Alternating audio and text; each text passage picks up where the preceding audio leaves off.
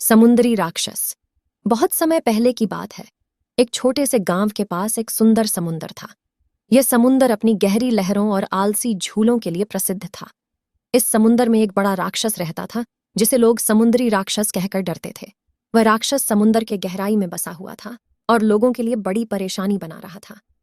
समुद्री राक्षस जीवन का आनंद उठाने के लिए बेहद लालची था। वह हमेशा गांव के पास आने वाले नौकाओं को उड़ा देता और उनके माल को छीन लेता। वह खुद को समुंदर का बादशाह मानता था और अपने आप को अपराजेय समझता था। गांव के लोग बेहद परेशान थे, क्योंकि उन्हें समुंदर में सुरक्षितता के लिए कोई रास्ता नहीं मिल रहा था। एक दिन गांव में एक बुढ़िया आई, जिसका नाम गौरी था। वह एक पुरानी किताब के बारे में बताई, जिसमें समुंदर के बारे में जानकारी थी। किताब में लिखा था कि समुंदर के राक्षस को सुख शांति चाहिए और वह यह बदल सकता है।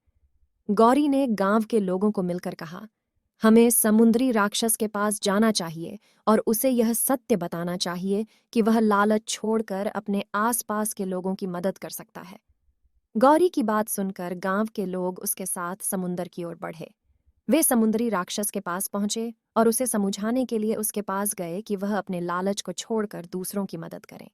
समुद्री राक्षस थोड़ी देर सोचने के बाद यह समझ गया कि वह गलत था और उसने अपने दुष्ट आचरण को छोड़ दिया। वह गांव के लोगों की मदद करने लगा और समुद्र के किनारे पर एक शांत और साथी समुंदर बन गया। इस कहानी से हमें यह सीखने को मिलता है कि लालच और दुष्टता कभी भी अच्छे नतीजों में नहीं खत्म होते हैं। हमें अपने लालची और दुष्ट आचरण को छोड़कर दूसरों की मदद करने का प्रयास करना चाहिए और अपने आसपास के लोगों की मदद करनी चाहिए।